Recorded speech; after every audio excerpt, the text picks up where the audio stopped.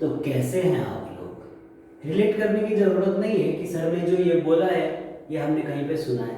तो कैसे हैं आप लोग? तो शुरू करते हैं बिना किसी टाइम वेस्ट किए। ठीक है, कभी कभी हमें पॉजिटिव भी सोचना चाहिए। ओके, तो चलो देखो, अभी 3.1 3.1 स्टार्ट किया था, पूरा हो गया। 3.2 किया, हो गए। तो आई थिंक ये वाला 3.3 का जो देख रहे होंगे उनको लग रहा होगा क्या कि वेट कर रहा हूं मैं 3.3 कब डालने वाले हो।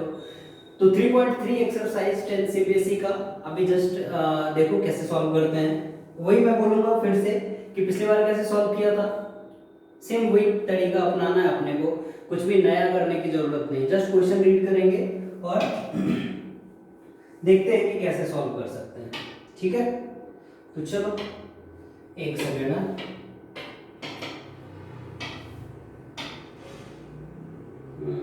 पेन हो गया। ठीक है, फर्स्ट क्वेश्चन क्या है? The difference between two number is 26 and one number is 3 times the other, find them. ये हो गया आपका तरीका जिससे हम पूरा एक सांस में पूरा का पूरा क्वेश्चन पढ़ डालते हैं, पर वो नहीं करना है। हमें क्या करना है, थोड़ा सा पढ़ेंगे, इन्फॉर्मेशन नोट करेंगे। मैंने जैसे आपको लास्ट के 2 वीडियो में क्या बताया था कि हमें सबसे पहले वेरिएबल सेलेक्ट करना है। तो करो variable select. The difference between two number, मिल गया मुझे वेरिएबल। क्या है वेरिएबल? 2 नंबर। चलो फिर शुरुआत हो गई। Let one number equal to x और जो अदर नंबर है वो क्या हो जाएगा? y। 2 वेरिएबल था, दोनों को हमने एक को x बोला और एक को y बोला। फिर से पढ़ते हैं। डिफरेंस बिटवीन, डिफरेंस मतलब किसको नहीं पता है? अरे आपको पता है, बच्चों को पता है, अंडरवर्ल्ड में सबको पता है। डिफरेंस बिटवीन क्या होता है? माइनस, 2 नंबर का माइनस। तो डिफरेंस बिटवीन 2 नंबर है तो x माइनस y हो जाएगा। x माइनस y कर दिया डिफरेंस दोनों का। इज 26 मतलब ये जो डिफरेंस है कितना है? 26। हो गया ना इक्वेशन 1। क्या करना है यार, हो गया इक्वेशन 1। सेकंड कंडीशन है one number is 3 times the other. One number is 3 times the other. One number आपका ले लो x, वो दूसरे वाले का 3 टाइम्स का मतलब क्या होता है? 3 गुना। 3 टाइम्स मतलब 3 से मल्टीप्लाई कर देंगे दूसरे वाले नंबर को। एक बार फिर से देखो, डिफरेंस बिटवीन 2 नंबर, 2 नंबर था, 2 वेरिएबल हमने कंसीडर किया, एक को x और एक को y। डिफरेंस बिटवीन 2 नंबर, तो दोनों का डिफरेंस, डिफरेंस मतलब होता है माइनस, तो x minus y equal to 26। If one number is 3 times the other, one number x consider किया, दूसरे को 3 टाइम्स कर दिया। 3 टाइम्स मतलब मल्टीप्लाई बाय 3। मैं बोलूंगा आपकी एज 5 है, 3 टाइम्स करो। आप बोलोगे सर क्या बोल रहे हो, 5 इंटू 3 15 कर लो ना। तो 3 टाइम्स का मतलब 3 से मल्टीप्लाई हो गया इक्वेशन नंबर 2। और मैं आपको पहले ही बोल चुका हूं कि सारे वीडियोस में मैं सिर्फ इक्वेशन बनाना सिखा रहा हूं, क्योंकि इसके आगे का मेथड आपको सिंपलीफाई करना आता है। वही 3 method, elimination by substitution, elimination by equating coefficient और एक क्रॉस मेथड था जो कि शायद इस बार सिलेबस में नहीं है। तो फिलहाल आप सॉल्व कर सकते हो इसके आगे। जो मेन अपना है कि इक्वेशन कैसे हम वर्ड प्रॉब्लम से कन्वर्ट कर सकते हैं वो मैंने बताया आपको। तो आई होप कि ये फर्स्ट वाला समझ में आया होगा। चलो सेकंड ट्राई करते हैं वापस से।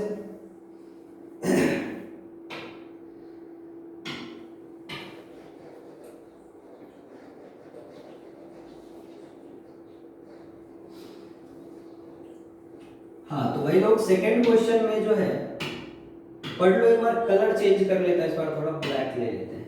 चलो सेकंड क्वेश्चन क्या है? The larger of 2 supplementary angle. अरे रे, यहीं पे तो लफड़ा हो जाता है। बच्चे सोचते हैं ये सप्लीमेंट्री एंगल क्या है। अरे वही जो बचपन में पढ़ने पड़ा है ना कि 2 एंगल का सम अगर 90 डिग्री आता है तो उसको हम क्या बोलते हैं? दोनों एंगल को कॉम्प्लीमेंट्री एंगल। और अगर 2 एंगल का सम 180 डिग्री आता है तो उन दोनों एंगल को क्या बोलते हैं? Complementary angle. जैसे एक एंगल समझो 100 है, दूसरा एंगल 80 आ रहा है, दोनों मिलकर के कितना हो गया? 180। तो ये दोनों एंगल क्या कहलाएंगे? Complementary angle. ठीक है, तो कॉम्प्लीमेंट्री एंगल अब हमको पता चल चुका है क्या है। अब क्वेश्चन पे आते हैं क्या है। Sorry, supplementary angle, supplementary angle 180 degree का होता है और कॉम्प्लीमेंट्री एंगल 45 डिग्री का होता है। मतलब 2 एंगल का सम अगर 180 आया था जैसे अभी किया था तो वो क्या होगा? Supplementary angle. और अगर दो एंगल का सम 90 आ रहा है, जैसे 45 प्लस 45, 60 प्लस 30, तो ये क्या हो जाएंगे? Complementary angle. ठीक है, चलो, the larger of two supplementary angle, मतलब दो सप्लीमेंट्री एंगल में से एक ग्रेटर है और एक स्मॉलर है। तो जो लार्जर वाला, एक लार्जर है एक स्मॉलर है, तो जो लार्जर वाला एंगल है वो exceeds the smaller by 18 degree. मतलब कुछ ऐसा है कि बड़ा वाला एंगल जो है वो छोटे वाले से कितना डिग्री एक्सीड कर रहा है? एक्सीड मतलब क्या? बढ़ रहा है। कितना बढ़ा है? 18 डिग्री। तो अब देखो, मैंने जैसा आपको पहले सिखाया है कि आप हमेशा कोशिश करो दो वेरिएबल ढूंढने की। मुझे तो दिख रहा है, पता नहीं आपको दिख रहा है क्या नहीं। देखो कि दो वेरिएबल हम यहां से ढूंढेंगे तो क्या ढूंढ सकते हैं? स्मॉलर एंगल और लार्जर एंगल। तो हमारा पहला वेरिएबल हो जाएगा let the larger angle, sorry smaller angle consider कर लो, द स्मॉलर एंगल। ये क्या होगा भाई? स्मॉलर एंगल x, और जो लार्जर एंगल है वो स्मॉलर से 18 ज्यादा है, तो लार्जर एंगल क्या हो जाएगा? x plus 18। समझ रहे हो? समझ रहे हो क्या है कि जो स्मॉलर एंगल है उससे लार्जर वाला 18 है, तो अगर मैंने स्मॉलर को x मान लिया तो लार्जर क्या हो जाएगा? x प्लस 18 हो जाएगा क्या? नहीं हो जाएगा? हो जाएगा। अब बोला है फाइंड देम, तो देखो इसमें दो वेरिएबल लगाने की मुझे कोई जरूरत नहीं दिख रही, जल्दी से सिंगल वेरिएबल लगाएंगे, सॉल्व कर लेंगे। कैसे? इन दोनों का सम अभी कितना आना चाहिए? 180 डिग्री आना चाहिए।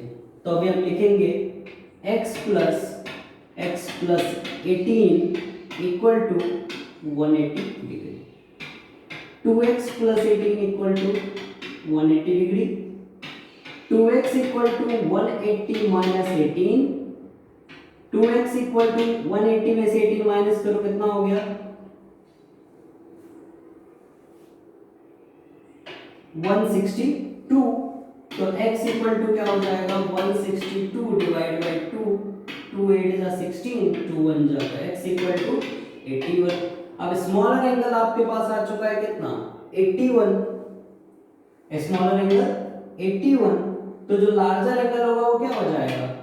81 प्लस 18, 81 प्लस 18, तो 81 प्लस 18 करोगे क्या हो जाएगा? 99। अब देखो 99 प्लस 81 कितना होता है? 180। हो गया ना? तो ये करना था। कई बार क्या होता है कि बच्चे बोलते हैं कि सर इसको टू वेरिएबल से करो। आराम से आप टू वेरिएबल से भी कर सकते हो, कोई प्रॉब्लम नहीं है। कि स्मॉलर एंगल और ग्रेटर एंगल दोनों मिलकर के देख लो, कर लो। टू वेरिएबल से अगर करना चाहो तो भी कर सकते हो। कि larger of supplementary angle exceeds the smaller angle by 18 degree. तो अगर मैंने बोला कि हमारा जो स्मॉलर एंगल है वो x है, लार्जर एंगल जो है वो क्या है? y है, तो आप कंसीडर करो दूसरे वाले में 18 प्लस कर देंगे और दो सप्लीमेंट्री एंगल। कैसे? देख लो देख लो देख लो देख लो। Let smaller angle x, larger angle को मैंने मान लिया y। ठीक है, दो एंगल हो गए, एक बड़ा एक छोटा। इन दोनों का जो है सम कितना आना चाहिए? 180, क्योंकि सप्लीमेंट्री एंगल है, तो x plus y equal to 180 degree. ये दूसरा मेथड है। अब जो बड़ा वाला है यानी y, क्योंकि लार्जर एंगल छोटे वाले से कितना ग्रेटर है भाई? 18 डिग्री। देखो ना, y लार्जर एंगल है, उससे ये स्मॉलर वाला जो है x कितना ग्रेटर है? 18। तो हमने क्या कर दिया? प्लस 18। तो अब यहां से निकालोगे तो क्या मिलेगा? y minus x equal to 18। दो इक्वेशन बना, दोनों को आप सॉल्व कर लो, आराम से आंसर आ जाएगा। ठीक है, दो इक्वेशन बना, दोनों को आप सॉल्व कर लोगे, आंसर आ जाएगा। ठीक है, आई होप कि समझ में आया होगा। तो आई थिंक ये मेरा सजेशन ये रहेगा कि आप सिंगल वेरिएबल से सॉल्व करो, बहुत आसान है, ज्यादा लोड लेने की जरूरत नहीं है। एक बार फिर से देख लो, larger of two supplementary angle exceeds the smaller by 18 degree. Smaller angle को x कंसीडर किया, लार्जर क्या हो जाएगा? x से 18 ज्यादा, तो x प्लस 18 ये हो गया। उसके बाद इन दोनों का सम कितना होता है? सप्लीमेंट्री है तो 180 डिग्री, तो x plus 18 equal to 180 degree, 2x plus 18 equal to 180, 2x equal to 180 minus 18, 2x equal to 162, x equal to 160 by 2 और x इक्वल टू 81। अब x आपको मिल चुका है, लार्जर एंगल क्या होगा प्लस 18, यानी x छोटे वाले से 18 ज्यादा है। तो बहुत इजी था, इसमें ज्यादा कुछ करने की जरूरत भी नहीं था। तो चलो ये वाला छोड़ देते हैं, कुछ क्वेश्चंस जो टफ रहेंगे वहां पे अपन ज्यादा टाइम स्पेंड करेंगे। ये सब छोटे मोटे हैं तो इसमें कुछ फायदा नहीं है कि हम ज्यादा टाइम लगाएं, या लगाना चाहते हो नहीं ना, फिर तो लगाने की जरूरत नहीं है। जहां लगाना होगा वहां ताकत वहां लगाएंगे जहां पे इफेक्ट दिखेगा। ठीक है, चलो थर्ड क्वेश्चन देखते हैं। The coach of a cricket team, अरे यार वही क्वेश्चन 3.1 में जो किया था, देखो मैंने बोला था ना वेरिएबल ढूंढो। एक बच्चा बोलेगा सर एक बात बताऊं क्या, मैंने बोला बताओ सर, मैंने वेरिएबल ढूंढ लिया। मैं बोला अरे बहुत बढ़िया, बताओ शाबाश, कहां से वेरिएबल ढूंढा? सर एक बैट हो गया हमारा वेरिएबल और एक तो बॉल हो गया। बताओ यार क्या था, ढूंढ लिया ना वो बच्चे ने। तो मैं बोला ठीक है भाई ढूंढ लिया। बोलता है सर एक काम करो ना। मैं बोला क्या? तो बोलता है सर एक काम करो, बैट का कॉस्ट को x ले लो, बॉल के कॉस्ट को y ले लो। बोला बहुत बढ़िया, सही बात बोल रहा है लड़का।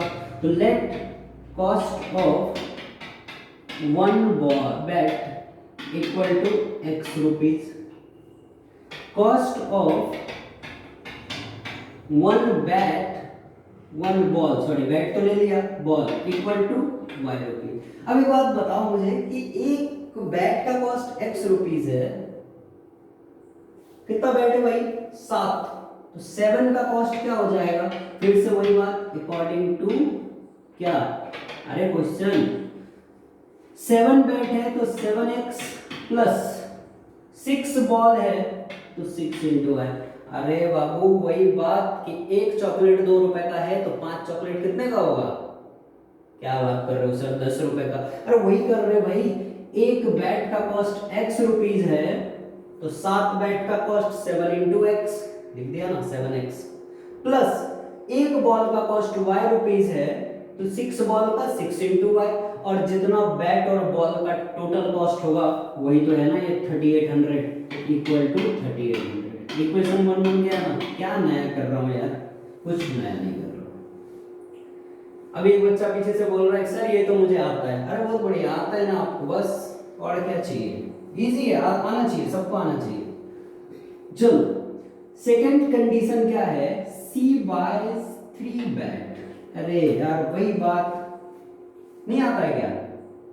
अरे सर हम लिख, अरे एक बच्चा बोलता है कि मैं लिख के बैठा हूं सर, आप क्या पढ़ा रहे हो? ये देखो इतने, ये इसको बोलते हैं होशियार।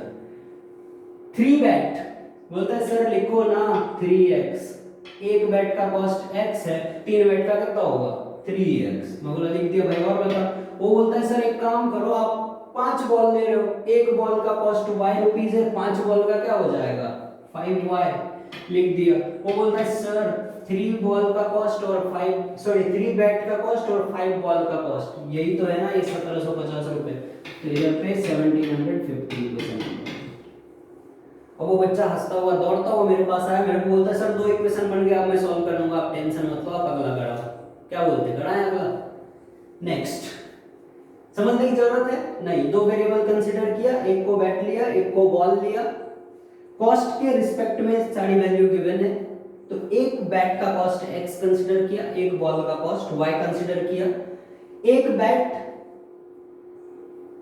x रुपीस का है तो 7 बैट 7 इंटू एक्स, एक बॉल x y रुपीस का है तो 6 बॉल 6 इंटू y, और दोनों मिलकर के 3800। अगेन सेकंड कंडीशन भी सेम टाइप का, 3 बैट तो 3x, 5 बॉल तो 5y, और दोनों मिलकर के 1750 रुपीस। हो गए खत्म, 2 इक्वेशन बन गए, और दोनों इक्वेशन के बाद तो आप मास्टर हो ही। तो क्या बोलते हैं, चले अगले क्वेश्चन की तरफ। ओ अरे क्या हो गया, कुछ नहीं, ओके। तो चलो भाई नेक्स्ट क्वेश्चन देखते हैं क्या है। किसी को हार्ड लग रहा है, टफ लग रहा है, हार्डर, हार्डेस्ट लग रहा है, तो बताओ लग रहा है क्या? नहीं ना, लगने की जरूरत नहीं, बहुत इजी है, इसमें कुछ नहीं है। एक बार देखो नहीं समझ आएगा तो क्या है, वापस बना देंगे और अच्छे से बना देंगे। नहीं समझेगा तो मेरे हिसाब से तो समझ जाओगे, इतना कुछ ज्यादा टफ काम नहीं है। चलो देखते हैं नेक्स्ट। अरे यार 4 लाइन के जैसे क्वेश्चन आए, बच्चे बोलते हैं कि सर 4 लाइन का क्वेश्चन है ये तो आप करोगे, हमसे तो होगा नहीं। ऐसे कैसे नहीं होगा भाई, होगा होगा, देखो पढ़ते तो है, कम से कम पढ़ के तो देखते हैं क्या बोलते हैं, पढ़े चलो।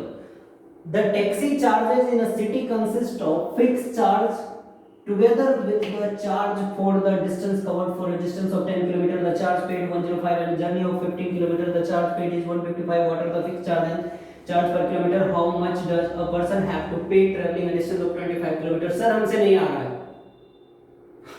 ऐसे करते हैं ना बच्चे, एक दम में पढ़ा, एक सांस में पूरा पढ़ा, सर हमसे नहीं आ रहा है, 5 लाइन का क्वेश्चन है, आप करोगे, आपके लिए है ये क्वेश्चन, बुक में दिया हुआ, हमें नहीं पता, करके दिखाओ।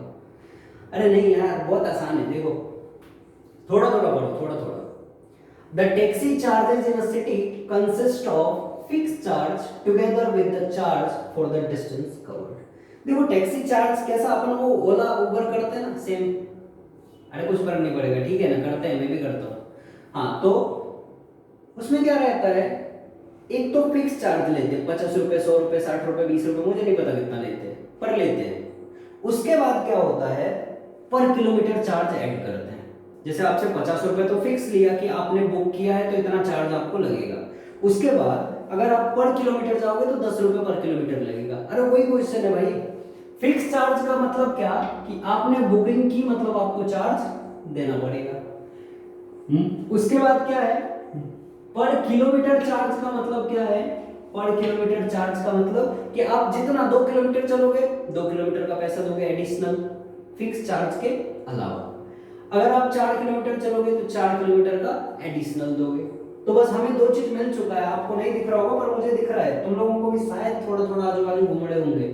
क्या कि एक वेरिएबल हमारा फिक्स चार्ज है और दूसरा वेरिएबल मूविंग चार्ज, ये क्या बोलते हैं उसको, एडिशनल चार्जेस है। तो पहला वेरिएबल लेट कॉस्ट ऑफ, या फिर डायरेक्ट हम लिख सकते हैं let fix charge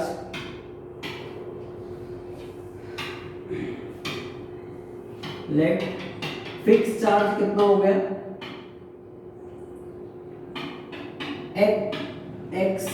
x rupees. अब बताओ मैं 2 किलोमीटर भी चलूंगा तो एक्स तो लगना ही लगना है, मैं 5 किलोमीटर चलूंगा तो भी एक्स तो लगना ही लगना है। उसके बाद मैं जितना एडिशनल किलोमीटर चलूंगा उसके पैसे लगेंगे। तो मैंने मान लिया कि लेट एडिशनल चार्ज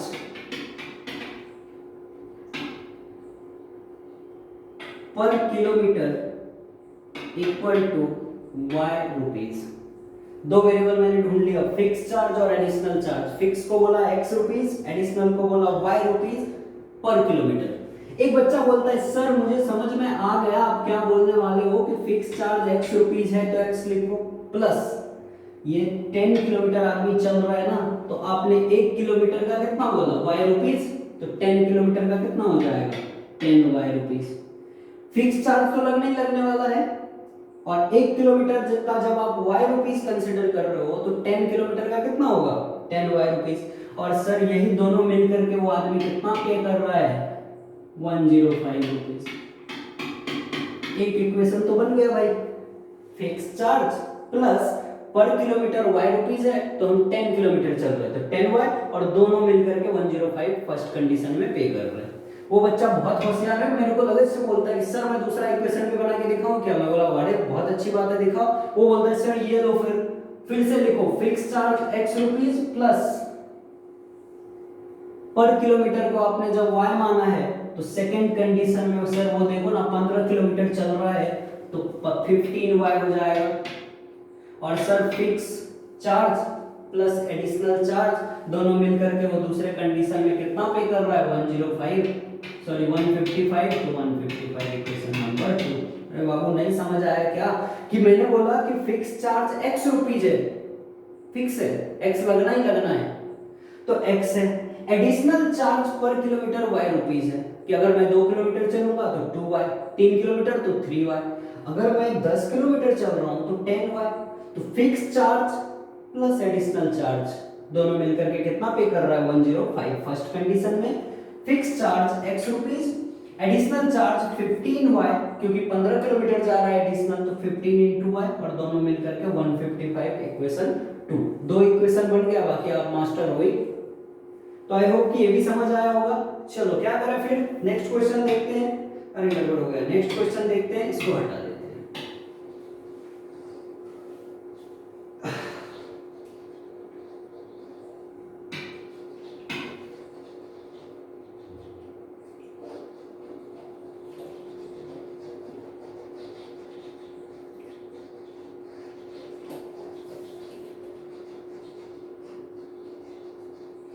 बहुत आसान क्वेश्चन है, हार्डली 5 से 7 मिनट में दोनों क्वेश्चन निपट जाएंगे। क्वेश्चन है कि a fraction becomes 9/11 if 2 is added to both the numerator and denominator, if 3 is added to both the numerator and denominator it becomes 5/6, find the fraction। अरे बाबू एक बात बताओ मुझे, ये जो फ्रैक्शन होता है वो क्या होता है? आप बोलोगे सर ये फ्रैक्शन कौन नहीं जानता है जिसमें, अरे देवा ये क्या हो गया, ऐसे कैसे भाई, क्या हो गया, बहुत गलत बात है।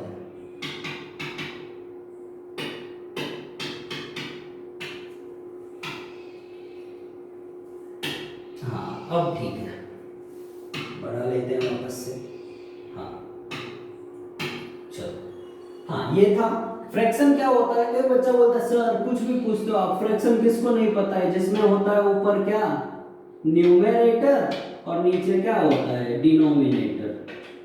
मतलब जिसको हम न्यूमरेटर अपन डिनोमिनेटर लिखते हैं सर, वही तो फ्रैक्शन होता है ना। आप क्यों नहीं समझ रहे हो मेरी बात को? बोला अरे भाई समझ गया समझ गया समझ गया, आप समझ गए क्या?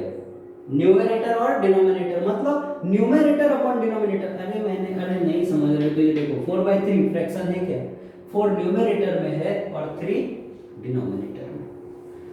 तो क्वेश्चन है कि एक fraction becomes 9/11 if 2 is added to both the numerator and denominator।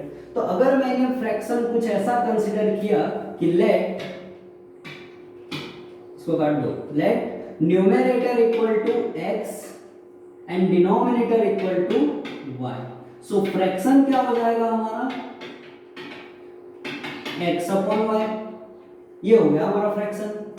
अब एक बात बताओ कि फ्रैक्शन x/y है, क्वेश्चन पढ़ते हैं, क्वेश्चन इफ 2 is added, यहां देखो, if 2 is added both the numerator and denominator, अगर मैंने x y y हमारे पास है उसमें मैंने 2 न्यूमरेटर में भी ऐड कर दिया, जैसा क्वेश्चन में बोल रहा है भाई, मैं कुछ नहीं बोल रहा हूं, डिनोमिनेटर में भी 2 ऐड कर दिया, और ये दोनों जैसे ऐड किया फ्रैक्शन बिकम्स 9/11।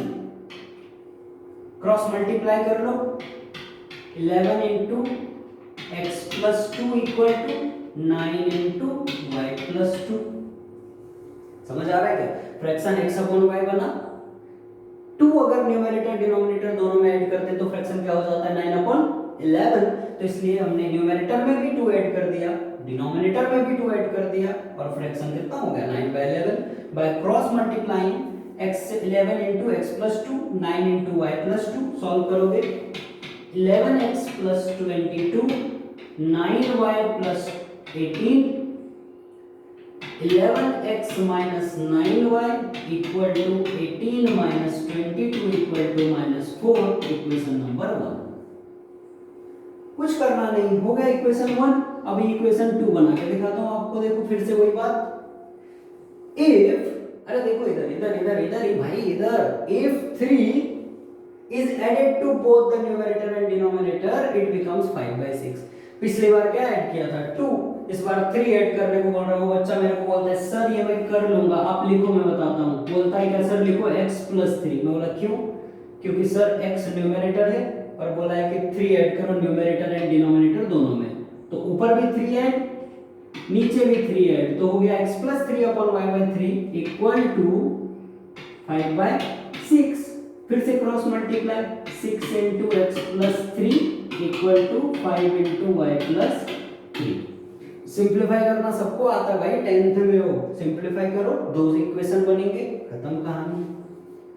बात इतनी सी है कि अगर फ्रैक्शन की बात करेंगे तो न्यूमरेटर अपॉन डिनोमिनेटर आएगा। न्यूमरेटर को मान लिया x, डिनोमिनेटर को माना y, फ्रैक्शन हो गया x अपॉन y।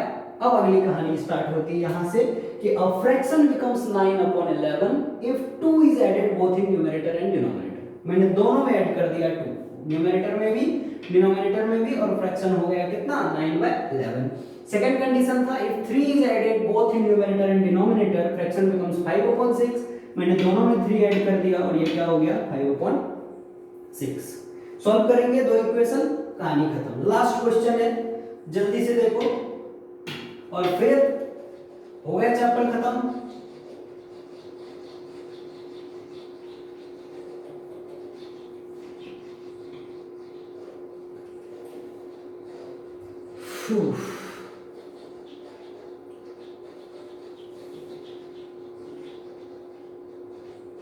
चलो लास्ट क्वेश्चन फिर से पढ़ते हैं, और प्लीज वैसा मत पढ़ा करो जैसा आप हमेशा पढ़ते हो, थोड़ा बदलो तरीका। ऐसे नहीं पढ़ने का 5 years ago hence the age of Jacob, sir नहीं आ रहा है, अरे ऐसा नहीं, आराम से आराम से। 5 इयर्स हैं, फिर से गया भाई, इसको क्या हो जाता है, क्या तकलीफ है भाई, क्या तकलीफ है, काहे गुस्सा हो रहा है। हाँ अरे अरे अरे क्यों ये नाराज क्यों है भाई, क्या हो रहा है इसको, क्या तकलीफ है।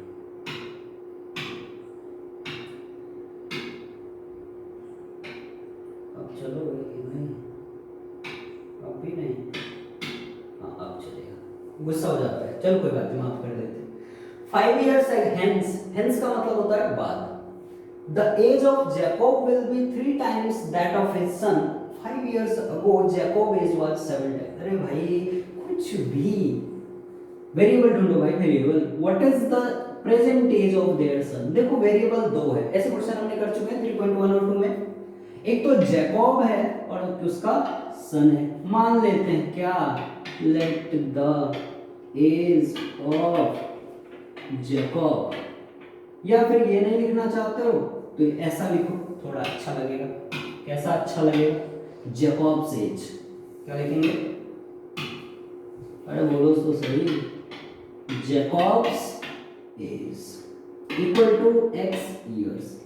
और ये कौन सा एज है, प्रेजेंट एज, जो पूछा है वही लिख लो, present age x years. Jacob's के सन का प्रेजेंट एज क्या होगा, Jacob's son present age equal to y years. अब क्वेश्चन क्या बोलता है वहां देखो, 5 इयर्स हेंस, 5 इयर्स हेंस। अब 5 साल बाद जो होगा क्या हो जाएगा, सॉरी 5 साल बाद तो x प्लस 5 जैकब्स एज लिखो, जैकब्स एज। अरे भाई ये 2021 है, मैं बोलूंगा 5 साल बाद, आप बोलोगे सर 5 प्लस करो ना, क्यों पका रहे हो। तो जैकब की एज x है, 5 साल बाद x प्लस 5। जैकब्स के जो सन है ना, सन बेटा, उसकी एज क्या होगी y प्लस 5। अरे 5 साल हम बढ़ेंगे तो बेटा भी तो बढ़ेगा, x प्लस 5 और y प्लस 5। बोलता है कि 5 years hence the age of Jacob will be, अरे क्वेश्चन में देखो, age of Jacob x plus 5 will be 3 times of his son. 3 times of his son मतलब y प्लस 5। 5 साल बाद का एज दोनों का लिया। जैकब का जो एज होगा ना वो अपने बच्चे के 3 गुना हो जाएगा, 3 टाइम्स हो जाएगा। तो जैकब का एज लिखा x प्लस 5, उसके बच्चे का एज लिखा y प्लस 5, और बच्चे का 3 टाइम्स है तो इनटू 3 कर दिया। अरे भाई हो गया ना खत्म, x plus 5 equal to 3y plus 15, equate कर लो, x minus 3y equal to 15 minus 5 equal to 10, equation 1। x minus 3y equal to 15 minus 5 10 equal to equation 1। दूसरा इक्वेशन जल्दी जल्दी देखो, लास्ट क्वेश्चन है, बाकी का क्वेश्चन अगले वीडियो में करेंगे। क्या जल्दी है, ये सीख गए तो क्या है, फिर बहुत क्वेश्चन आ गया हमको। जैकब वाज 7 टाइम्स 5 इयर्स अगो, तो 5 इयर्स अगो में क्या हो जाएगा, जैकब एज x माइनस 5 और सन का एज क्या होगा y minus 5। But 5 years ago बोल रहा है कि Jacob was 7 times of his सन। अरे यहाँ पे 3 टाइम्स था, यहाँ पे 7 टाइम्स, भाई आराम से x minus 5 equal to 7 into y minus 5 आ गया ना। वो बच्चा बोलता है सर मैं सॉल्व कर लूंगा, आप टेंशन मत लो, छोड़ दो। क्या बोलते हैं, छोड़ देंगे? उस बच्चे की बात को छोड़ देते हैं। एक बार फिर से समझ लो, 5 ईयर्स हेंस मतलब 5 साल बाद। तो अगर मैंने if I consider the Jacob says x years present age x year और उसके सन का प्रेजेंट एज y ईयर, तो 5 साल बाद क्या होगा? यहां देखो 5 ईयर हेंस मतलब x प्लस 5, सन का एज y प्लस 5, और 5 साल बाद क्या होगा कि जैकब का जो एज होगा वो सन के एज का 3 टाइम्स। क्वेश्चन में दिया है तो जैकब का एज ये हो गया और सन का एज ये हो गया, उसका 3 टाइम्स। 5 साल पहले जैकब का एज x माइनस 5, सन का एज y माइनस 5, और जैकब का एज जो भी होगा सन के एज से 7 टाइम्स होगा, तो x minus 5 Jacob equal to son का एज y माइनस 5 इंटू 7, क्योंकि 7 टाइम्स है उसके। सिंप्लीफाई कर लो, आंसर आ जाएगा। तो आई होप कि समझ में आया होगा। अगर समझ में आया तो लाइक करो, सब्सक्राइब करो, और क्या करोगे, शेयर करो। ठीक है, नेक्स्ट वीडियो डालेंगे अगले दिन, या फिर अगले वीडियो में आपको 3.3 कवर हो जाएगा पूरा, और आई होप कि 3.4 भी देखेंगे। ठीक है, चलो फिलहाल आज के लिए इतना ही, मिलते हैं बाद में, तब तक के लिए गुड बाय।